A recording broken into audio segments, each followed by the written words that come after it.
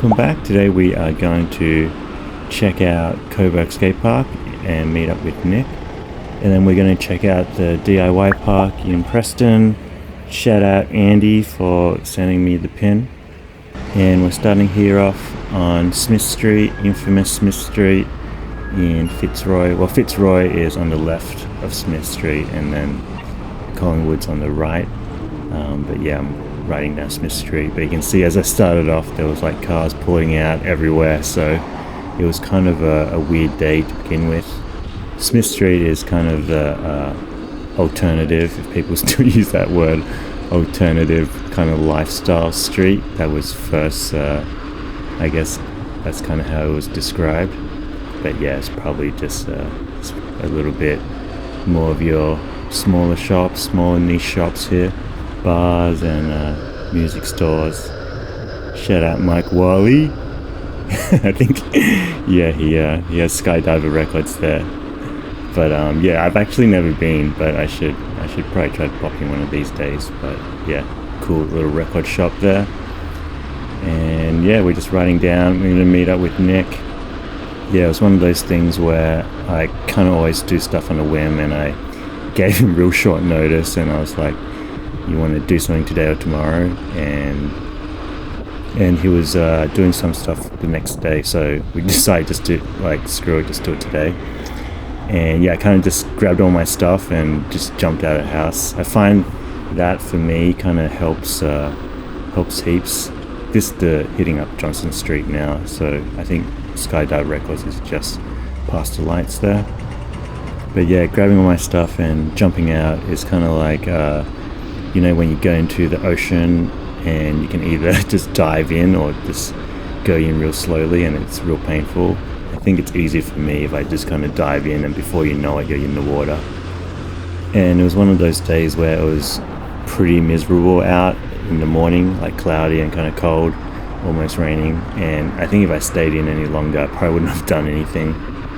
It was also school holidays just recently, just finished up, so I was itching just to get out and do a video and yeah, go for a skate or whatever. But yeah, it was kind of like good motivation just to kind of pop out.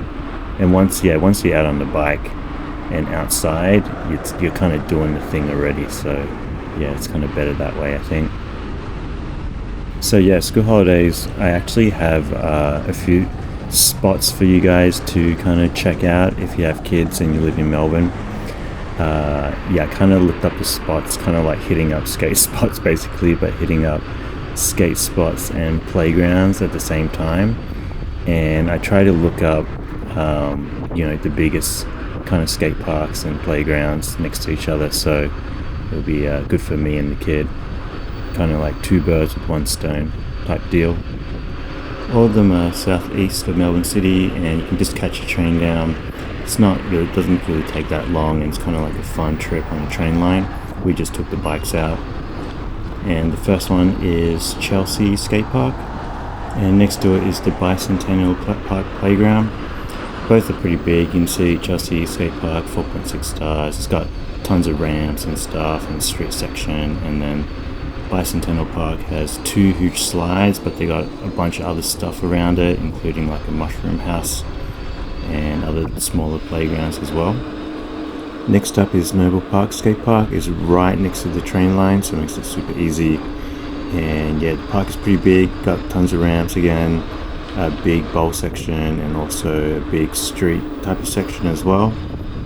And the playground's quite cool as well, got tons of obstacles and even like a flying fox thing. And last but not least is Mulgrave Skatepark. This is a little bit harder to get to, but I think it's worth the trip. Out of all the parks, I think I like it the best because it had the best flow and it was super fun, super smooth, nice bowl section. And next to it is Waverley Park Lake Playground, and this one was massive too. So yeah, all worth checking out. I'll put all the links in the description as well. Here we just kind of hit the nice part of Canning Street. I think I like Rathdown, but a lot of people like Canning Street. I'd say it's probably one of the maybe top 5 bike paths to ride in Melbourne. It's pretty long and hardly ever any cars go down here. The bike path is nice and wide. They got the median strip in the middle separating the two roads, so it's quite picturesque. And then they got the classic terrace houses. Yeah, super cool, super nice vibe, parks and stuff as well. And yeah, during summer a lot of people hang out on the strip in the middle. If you live in Melbourne, I definitely recommend checking it out or just having a ride through. And if you're out of town, definitely come take a look. Quite nice. Maybe save it for a sunny day or something. It's pretty cool. It's also kind of close to the city and Fitzroy and Collingwood and all that stuff, so yeah, it has kind of cool energy to it. And honestly, I don't know how those palm trees got there. People have asked me before, and I don't think palm trees are native to Australia, so maybe they imported them in, or maybe someone else watching knows more info. But yeah, it looks pretty cool anyway. And the bike I'm riding today is the e-bike. You might have noticed the sound, but yeah, I got the e-bike / dad cargo bike out today and just got my skateboard on the back. But yeah, perfect for days like this where I need to kind of go further out and I want to save my legs. I've been riding a lot during the school holidays, so yeah, this is perfect for that. I know a lot of people like diss on e-bikes or whatever, but yeah, it's so good for days like this where you need to go somewhere far but you kind of want to save your legs, or you might be tired or whatever. So yeah, definitely decided to jump on this one. And I've also, you might have noticed that sometimes I put my hands on the end of the bar ends just to have it kind of like a different position for my wrists. I do have these little bar ends, carbon bar end things, that I was thinking of putting kind of closer towards the levers so I can have like a different resting position. And I think I might do that upgrade next. It might be I want to try that out to see how it is, just to kind of be able to switch it up when I'm riding far. Here today we're gonna just turn on Lygon Street and ride up Lygon Street. I just want to kind of switch it up because I think last time when we went to Moreland Skatepark, I took the bike path more of a direct route there. But yeah, this time I'll show you what Lygon Street is like all the way up. So yeah, this north end of Lygon Street is probably a little bit more unknown. I guess I would say it feels a little bit more kind of like suburban, but they still got kind of like restaurants, cafes, and bars and stuff going on, but just a little bit more spread out, a little bit more neighborhood type of feel. They got more kind of residential blocks going up here as well. I don't know if you can see on the right, just behind the shops. There's some up there, and then you'll see them as we go up on the kind of like the main strip. But yeah, I remember there used to be a cool Indian restaurant here that we used to hit up. That was pretty good. But yeah, a lot of different niche shops, a little bit more kind of, I guess, like a chiller vibe. And yeah, I feel like the stores here are kind of like way older. They've been around for a bit, and yeah, kind of more of a neighborhood type of feel. Here's the apartment blocks I'm talking about on the right. But yeah, you do get some bigger chain stores as well, like like that Shell petrol station. But yeah, that night Lygon nursery, you can see it's kind of like more homey type of feel. But yeah, it's pretty cool, kind of mixed match of stuff. Worth checking out if you're ever in the area. I feel like sometimes you get those newer type of restaurants or cafes pop up around this type of area just because it's a little bit cheaper if someone wants to kind of like start something new. But yeah, you can kind of see for yourself what it kind of looks like, a bit of a mixed match of kind of like new and old. Watch out for that car there. I forgot to say, with the e-bike batteries, if you remember from last episode, how it was like a mission to get them on Facebook Marketplace. Well, funny enough, it turns out that only one of the batteries is good. The other battery, when I I first used it, I thought it was fine, but then after using it for a bit now, it kind of loses, it will shut off when the battery is half full. So I feel like there's an issue with some of the cells or something like that, where just, whether it's old or whatever, it'll just kind of like just turn off, or some of the cells are bad inside. So yeah, shame about that, all that kind of like effort for just like only one battery. But I guess like the battery that I got is really good. It is better than the one that I had originally. It lasts longer and it charges faster. So I think it's in kind of better condition. But yeah, either way, yeah, just back to the one battery for this bike now. Sometimes I think about making this extra cycle, this bike, full analog, and just try to make it as light as possible so I can kind of just ride to places real easily and then forget about the e-kit. But yeah, when there's days like this where I'm tired, I'm like super happy that it's kind of e-kitted up. So yeah, e-kits are great when they work, but yeah, kind of like a pain when they don't. But yeah, for now, fingers crossed, working well. So now we just reach Moreland Road. We're actually gonna just take a left and then go straight here, and then we're actually past Moreland Skatepark that we visited just last time.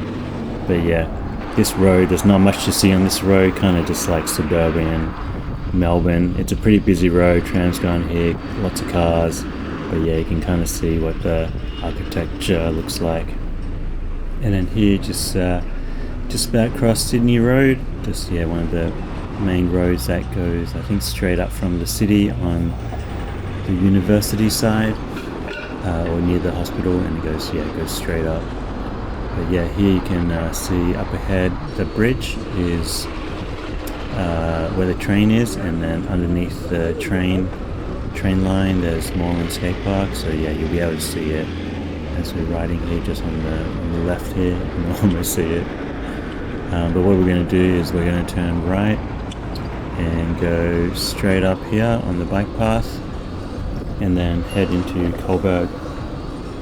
This bike path is, I don't know, I feel like it's fairly new. You can see the station there, it's all been redone, and this path goes all the way underneath the elevated train line. You can see there's a playground there on the left as well. It looks pretty good. I haven't been to that one, but yeah, I might go there, and then we can skate more and skate park and check out the playground. But yeah, here you can see the underpass. It looks pretty cool. They painted some sections, and they also put in a lot of facilities as well. And yeah, it's completely closed off.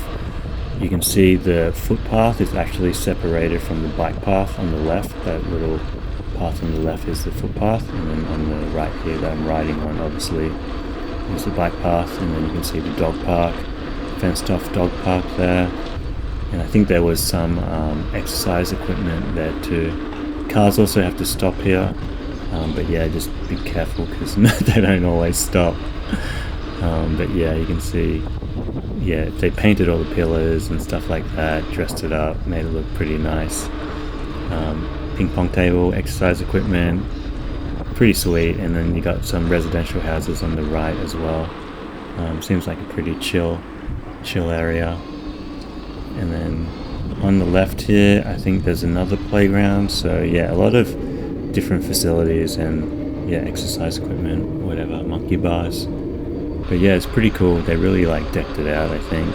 Made it really like commuter friendly. Here on the right is a little skate spot, electric skate spot, and then Coburg station. So yeah, actually, I guess I could have caught the train up, but yeah, sometimes the bike is just as fast as the train if you could be bothered riding, so whatever you're in the mood for. So yeah, now we're kind of deep into Coburg, and you can see even before there was those apartments, new apartments going up. I think, again, like as you go further out, it's more residentials get developed. I think a lot of kind of younger families starting to move out here as well, as you know, as stuff in the city gets like too expensive. It's kind of more affordable here. But yeah, I think what Coburg is known for is, I think originally it was like there's a prison here, and it housed Ned Kelly, which is kind of the most famous bushranger slash outlaw that Australia has, and he used to wear kind of this metal helmet, and the metal helmet looks like kind of like a drum or a metal bucket, and has like a slot cut out to kind of like protect his head from bullets or whatever. But yeah, it's pretty gnarly. If you look it up, you'll see what it looks like. And then there's a big kind of I guess it's mostly like Italian and Greek and probably Middle Eastern people or heritage that kind of lives out here, migrants that live out here, kind of set up. And yeah, with that, comes all the restaurants, food. I think there's also like a big Coburg market here, which is you can kind of get fresh food and stuff like that, which is pretty cool as well. But yeah, that's basically Coburg from what I know. So yeah, we're almost at Coburg Skatepark now. It's just on this road, but on the left. It should be coming up on the left. But yeah, all I remember from Coburg, and it's got to be more than 15 years ago, was we're in the car going there, and I think two of my mates were kind of discussing eggs, and one of my mates didn't eat, he only ate egg whites for some reason. I guess he didn't like, the yolk or whatever. But I remember the other mate was kind of just like outraged that he didn't eat the yolk, and he basically said the yolk was like the god's nectar of foods. But yeah, it's so strange, kind of like what you remember. Don't remember anything about the skate park, but I just remember that conversation. But yeah, anyway, we're here. This is it. Pulled up. This is the bike playground, and here's the big bowl. There's a bit of overhang on this bowl all the way around, so you kind of got to know how to skate it. These little ledge things, some gnarly down rails, square down rails, a little bank. Here's the rails again. And then yeah, there's this weird little pyramid thing with the wood on top, the pallets on top. And then more ledges, some angle iron ledges. Nick actually told me Ben fixed up the top of that, which is pretty cool. And then here is a mini. I remember a lot of people liked the mini when we used to come here. And then yeah, more ledges. These ledges kind of remind me of the Love Park ledges a little bit. And then yeah, here's the mini ramp. I think it's about 4 foot maybe. And then yeah, kind of like a street style setup, I guess. Very like straight up and down. And then there's a few slappy curb and a little kind of bump in the middle. Here's more of the ledges again. Another small ledge here. Yeah, quite funny how this park is set up. And then yeah, this bank to curb. And then I think someone probably brought the curb there. And then yeah, that long angle iron ledge on the middle of the park. And then there's one bike rack there as well. And then there's some steps, waxed up the bottom step. And yeah, that's basically it. So yeah, I decided to try to have a quick skate and get some clips before Nick came, so I didn't have to embarrass myself. So yeah, it's got a few. This thing was kind of real rough on top when I skated it. And then yeah, skated the mini ramp a little bit. The mini ramp actually slopes down towards the left. It's probably hard to tell in the footage, but yeah, it slopes a little down, so you gotta work out where to start from.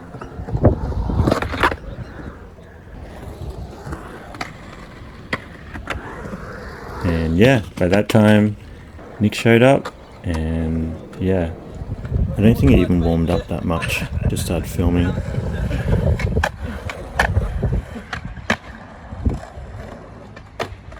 Oh!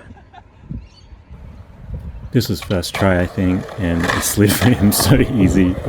So yeah, it must be the skater. Yeah.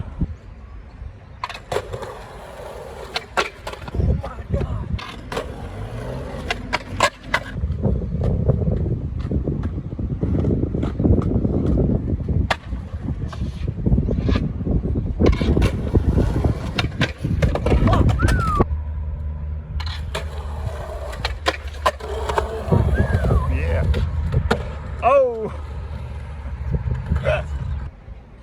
Do a first go. Just create it. Oh! Oh yeah. Nah, you got it, you got it.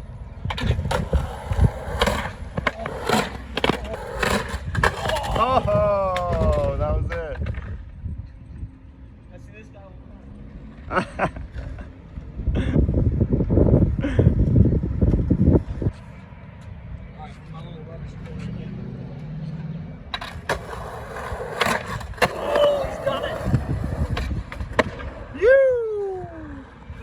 And then Nick asked me to get a clip and wanted me to ollie the 3-stair, and I decided to give it a shot. I haven't skated stairs in ages.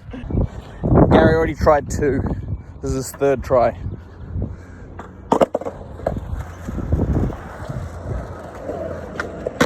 Yeah. Yeah. Yes, dude. 3-stair. Yeah. That's normal. Right? They're not eggs, they're wings. I think they're wings. They're gonna be an infestation. It looks so crazy. Oh fuck. Oh.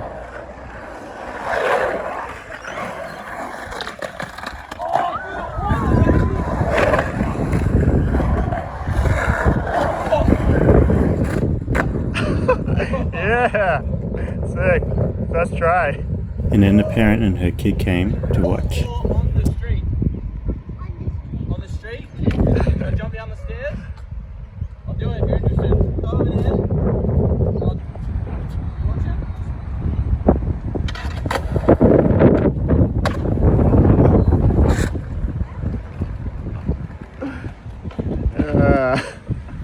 Nick, what a nice guy. Nick wanted to get a frontside grind. He said he didn't really skate bowl, so he didn't know the lines, but he did pretty good, I think.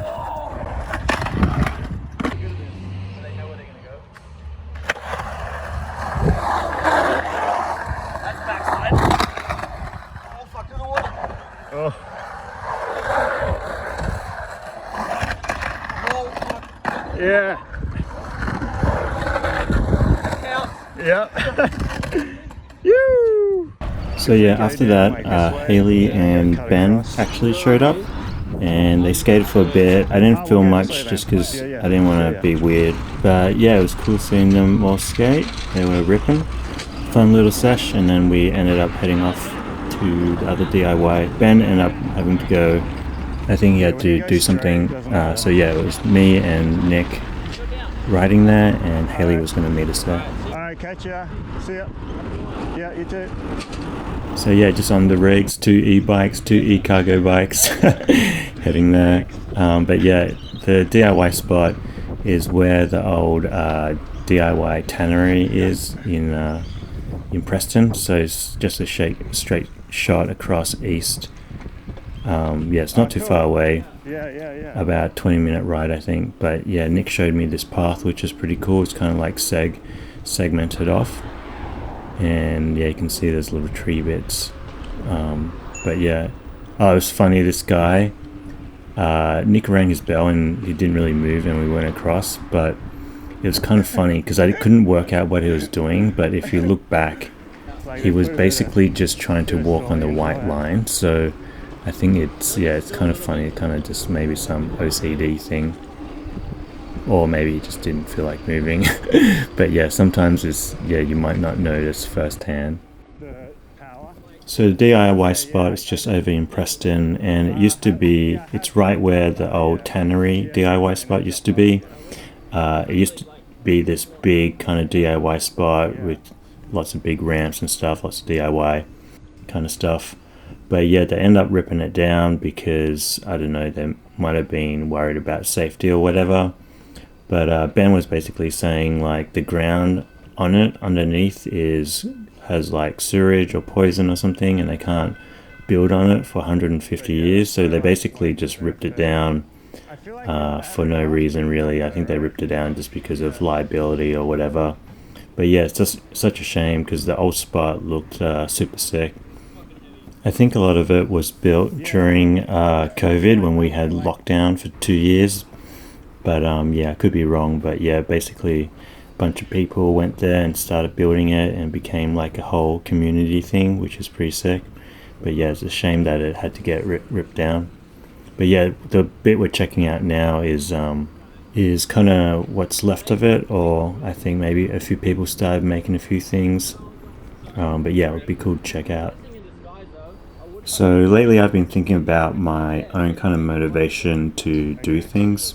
I know my schedule is probably a lot different to most. Most people do a 9 to 5, but with any kind of project or anything that anyone wants to do, whether you want to do a bike build, or you want to do a video, or you want to do something, you want to create something, you really got to kind of like drive yourself to do it.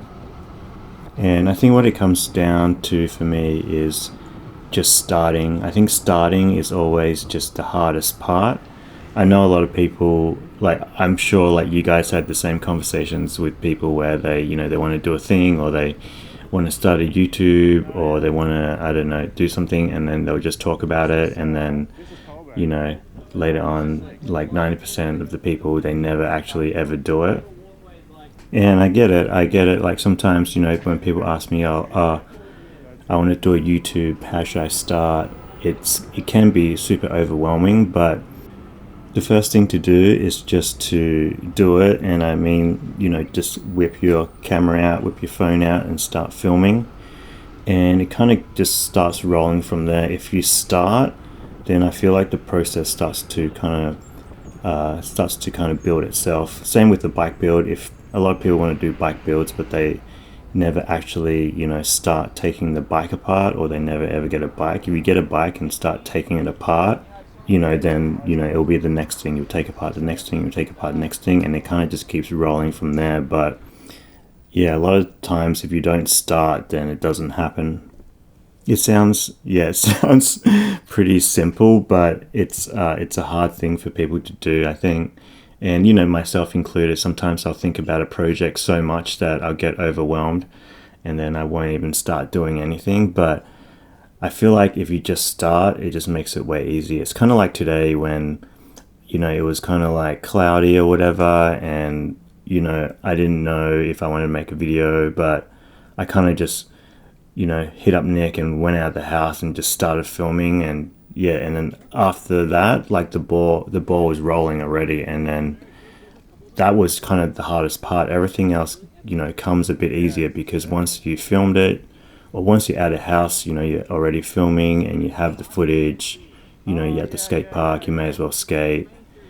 It's also kind of like olling that 3-stair, just like, or trying any trick actually. I feel like trying any trick, the first try is always the hardest try, but if you get over that first try, then it becomes a bit easier. And I understand, it's easier to say than to do it, just do the project, just start the project. I think one of the things that helps me is actually just making it easy for myself.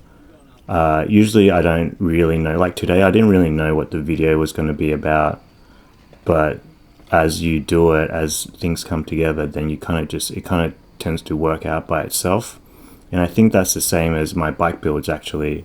A lot of people think I plan on my bike builds and do all that at the beginning, but I kind of just start and then kind of like feel it out and see how it goes, and what I'm feeling at the time, or how the bike wants to come together, and I kind of do it that way. And I think that's true with many creative projects.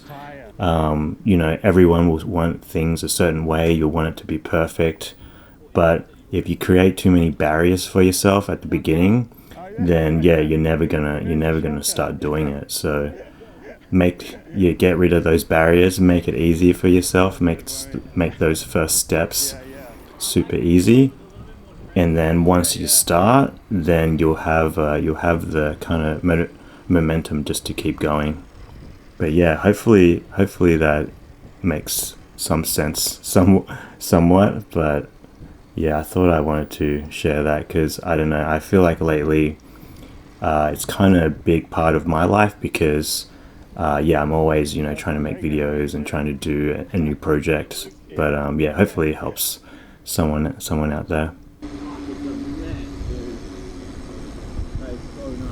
Here we finally made it to the DIY spot. You can see it's just on the left here. That's where the old one was, and it just got completely ripped down.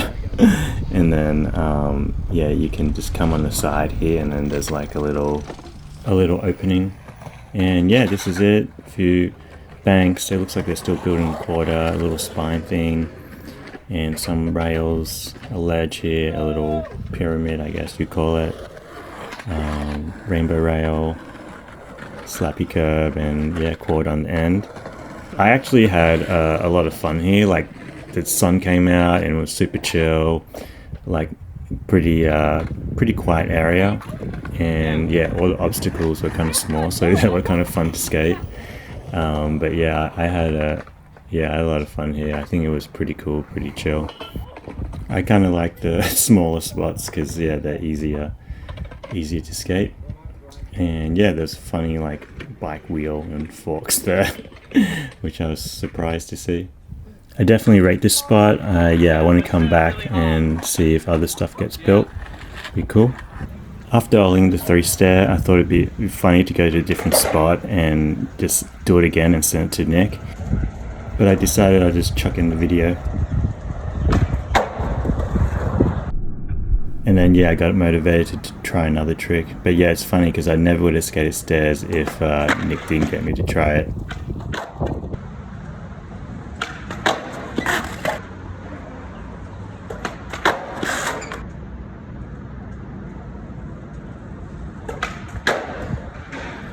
But yeah, if you try something, you never know where it might end up. Big thank you to Brandon W, Flo VJ, Peter Robinson, and user ES6BO2 for your donations. Really appreciate it. Big shout out to Nick for ripping. And yeah, hope you guys liked the video. Let me know what you guys think. If you have any tips on starting, let me know. And I'll catch you in the next one. Peace.